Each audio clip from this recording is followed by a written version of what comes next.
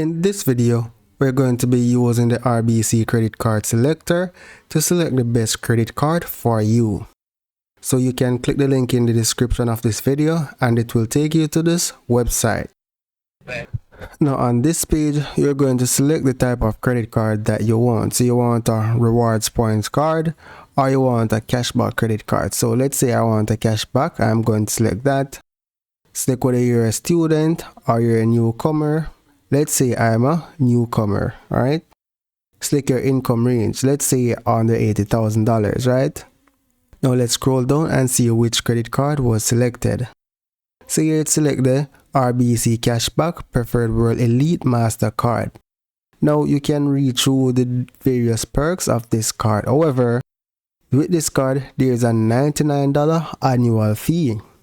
Now if you look at the second card, which they recommend, they say you may also like, this one has no annual fee and it has a cashback up to 2%.